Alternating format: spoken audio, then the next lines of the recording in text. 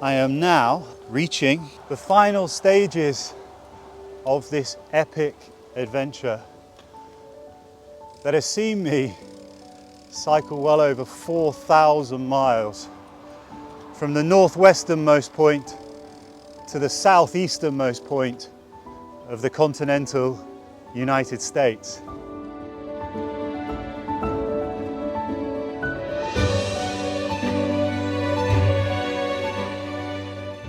It was a journey that began back in the middle of August, and I set off from a place called Cape Flattery. Out there, that is the Pacific Ocean. That rambles for about 7,000 miles all the way to the eastern seaboard of China. But in that direction, that's where I'm going.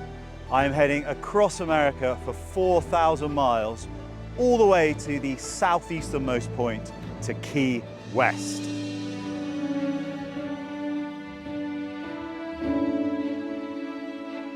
From there, I battled through incredible heat, actually, heat that was way beyond anything I was expecting through the Olympic Peninsula, and then made my way back around Seattle, the place that I'd flown into, over the Cascades mountain range. And it was in the Cascades that I met a fascinating young man, a man called Ben. And Ben, just like I am now, was finishing his adventure across the United States, and he'd just cycled all the way from Washington, DC, all the way to Seattle. And I asked him about what sort of America he had found.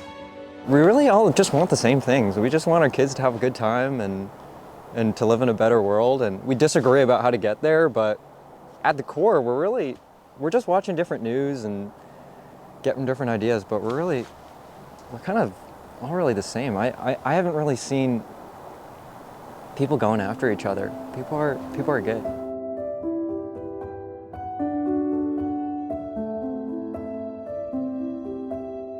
Once you get over the Cascades, Washington State really starts to level out quite a bit, and I made it to the small town of Ritzville.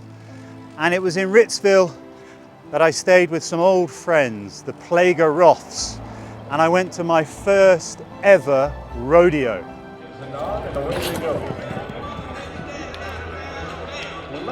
I must admit that back then I was apprehensive, to say the least, for what stood ahead of me, because I had a 4,000 mile bike ride and about a dozen states to cycle.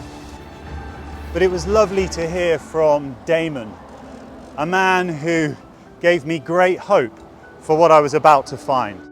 You know, I think as you're journeying across the country, what you're going to find is a lot of people that are happy to meet you, happy to have you experience what they're experiencing day to day, and happy to kind of share their lives with you. I do think you're going to see some division, or at least differing opinions between folks. At the end of the day, though, I'm really hoping that everybody kind of welcomes you with open arms and is excited to have you there as we've been excited to have you here.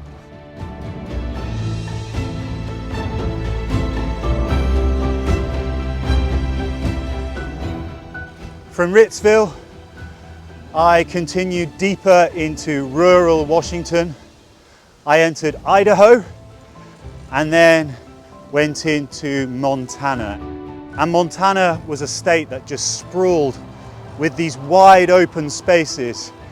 And I just remember that great sense of being right at the heart of the American Wild West.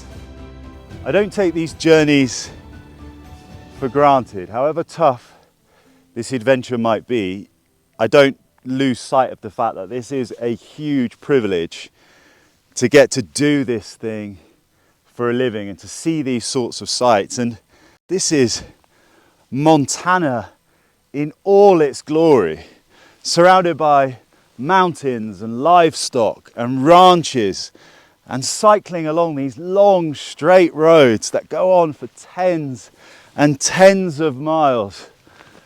This is utterly epic.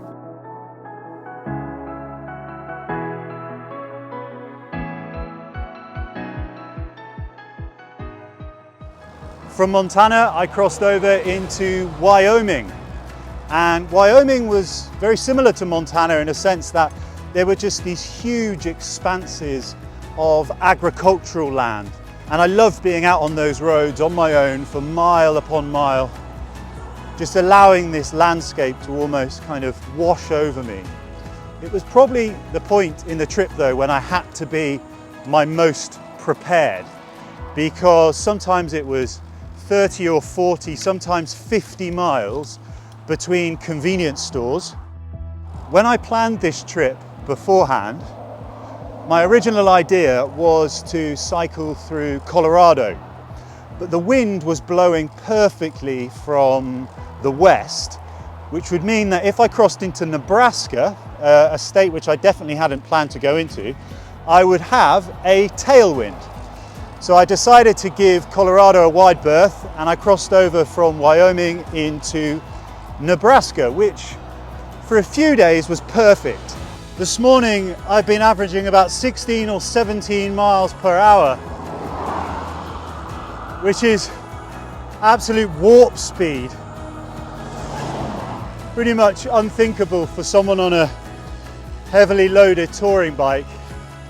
And I just feel determined to take advantage of this really, because while the conditions are like this with the wind blowing from my back, I feel like I should really make hay while the sun shines. But then the wind shifted and I was cycling into about 30 or 40 mile per hour winds, which was almost impossible. And over the course of a couple of days, those winds built into a tornado. I have seen and experienced storms before all over the world, but the one that's been going on for the last few hours has been way beyond anything I have ever experienced. The sun is now setting behind me in this extremely impressive fashion, but the wind that has been blowing in has been off the scale completely. This whole area of the Midwest is currently under a severe tornado warning, and you can see away to the distance these ominous swirling clouds around us. It is absolutely mind-boggling that I was actually cycling in this just a few hours ago before I managed to seek refuge. There's lightning all around me, flashing above the Burger King, above the McDonald's. There you go, wow, you didn't see that. I came out just to document it briefly, but I think the sensible thing to do would be to get inside as quickly as possible.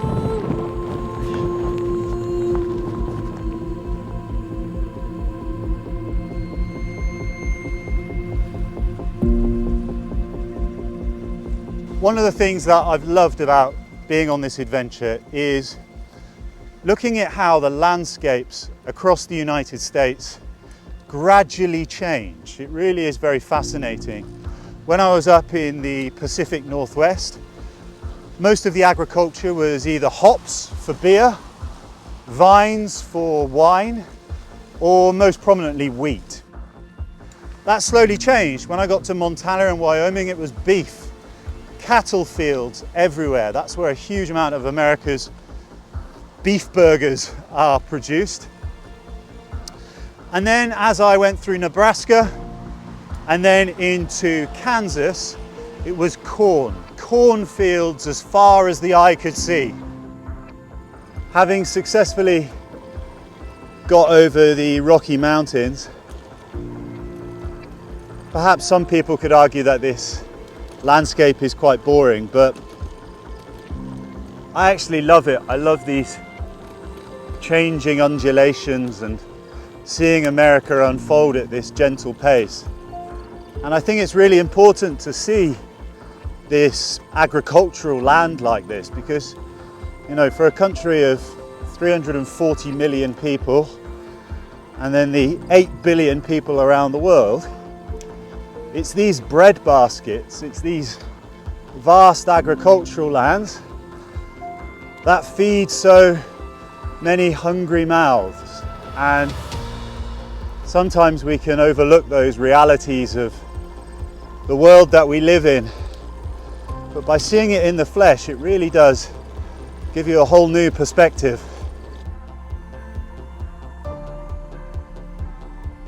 The best thing about this adventure though was meeting fascinating people along the way and telling their stories. And I think one of those men, 100%, was a guy called Bryson Hare. He was from Louisiana, and we started talking for a good hour, and very kindly he shared his opinion on the country that he lived in and the state of its politics. People are so separated and poverty is so high right now because of inflation that a lot of people are just lost. We're a lost place right now, and it's scary because you can't count on your president neither. Like, you know, we don't know what we're getting told. I bet you could ask 70%, you could probably ask 85% of people my age what a Democrat or a Republican is, and I'd say about 75 are that same. You ask everybody my age, 22 years to 18 to 22 years old, what party is Joe Biden from? They won't give you the answer. They don't know the answer. You ask them what a Democrat is, they don't know the answer. You ask them what a Republican is, they don't know the answer. People they scared, they not scared, but they just don't have the interest in, they'll talk about it, but they don't understand like that we can make a difference. And you know, they get stuck with that mindset of that nobody can make a difference, that the United States is down such a path that they've been taking since the 60s, that, you know, we're gonna put ourselves in a hole pretty soon. And like I was telling you about conspiracy theories, a lot of people my age they go crazy over conspiracy theories. People rather believe in aliens than believe in God.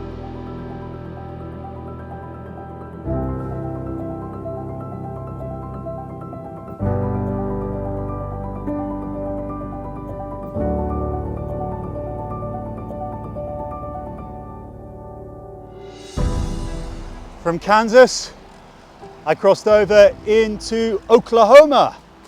And it was in Oklahoma that I really started to see how America's dependence upon fossil fuels was changing. On one side of the road, there were these pump jacks that were still bringing crude oil out of the earth. But then on the other, there were hundreds of wind turbines. And these are those things that you really get to perceive when you're moving very slowly at the gentle pace of a bicycle. From Oklahoma, I crossed over into Arkansas, and this was the start of the great American South. People had told me that the food would get better when I crossed over into the South, and they weren't lying, and I feasted most nights on good old Southern barbecue, things like ribs and brisket, all covered in sticky barbecue sauce. From Arkansas, I then crossed over into Mississippi, and it wasn't long before I then had to cross the mighty Mississippi River myself. But it was one of those occasions when the road was so dangerous that I had to hitch a ride across the river and the bridge itself. The quite handy thing about the US is that pretty much every other person drives a massive pickup truck. So hopefully by law of averages, I won't have to stand here for too long and someone will take pity on me and they'll take me to the other side of the Mississippi. That's what I'm hoping anyway. And at least it's not raining today, and it's only about 23, 24 degrees, unlike last week when it was about 37. So, you know, it could be worse. Hey man, dude.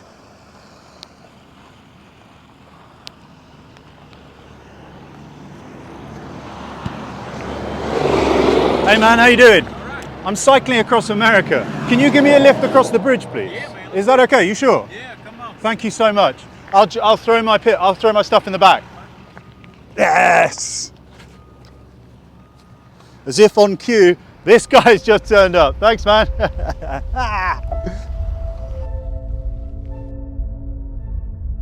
I then entered Alabama, which was a state that I didn't know a huge amount about.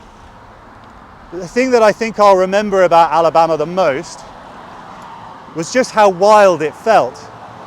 I probably naively assumed that as soon as you got into the eastern states, everything was a lot more built up. But in Alabama, that certainly wasn't the case. My first impressions are, wow. I don't know what I really expected, to be honest, but I've spent the last hour or so, wow, up there I just saw deer trotting across the road. I've spent the last hour or so surrounded by lush forest. It's quite a cool autumnal morning, but this is a landscape I didn't really know existed.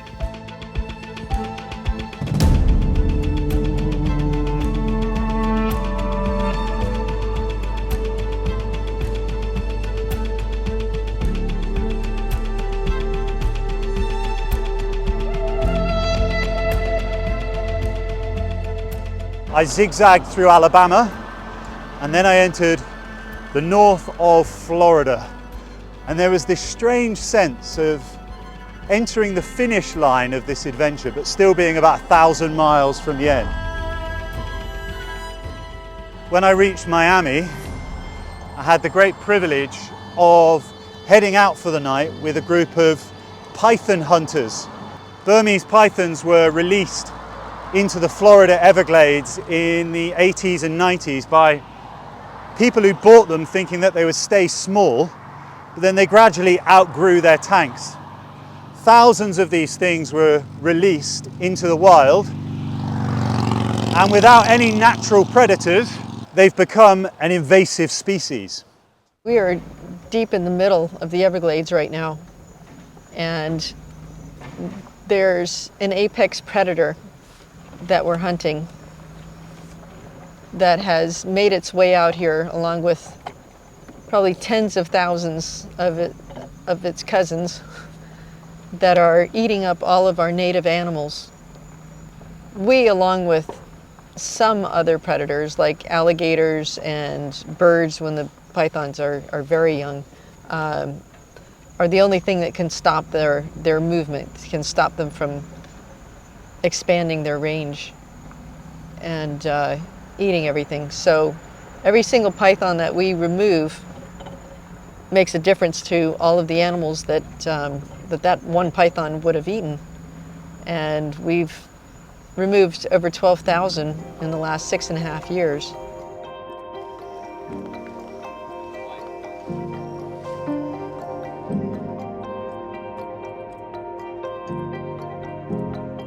After a few hours sleep, I then attempted the process of getting out of the other side of Miami, which, considering it's one of the biggest cities in the country, was not easy. As this journey is now starting to reach its climax,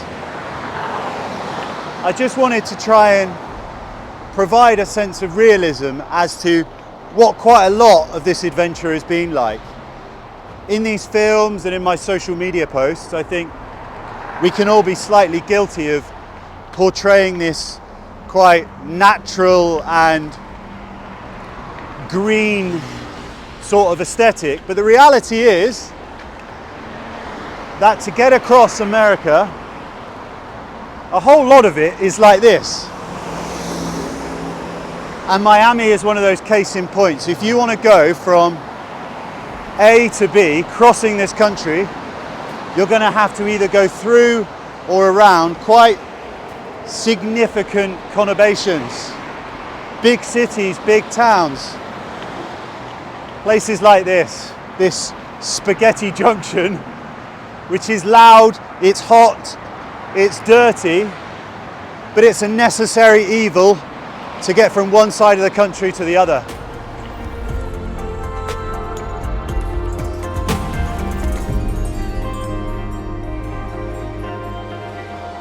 And now I find myself in the Florida Keys, which seems very strange to say. I've cycled over 4,300 miles since leaving Cape Flattery in the northwestern corner of the United States, and I've only got about 20 or 30 miles left to go.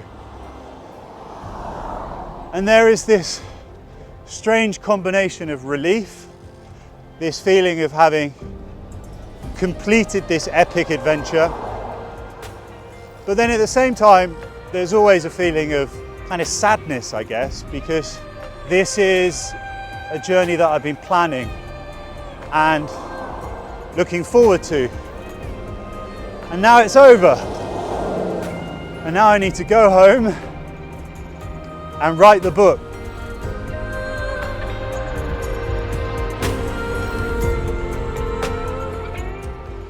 4,373 miles, crossing through 11 American states across 10 weeks.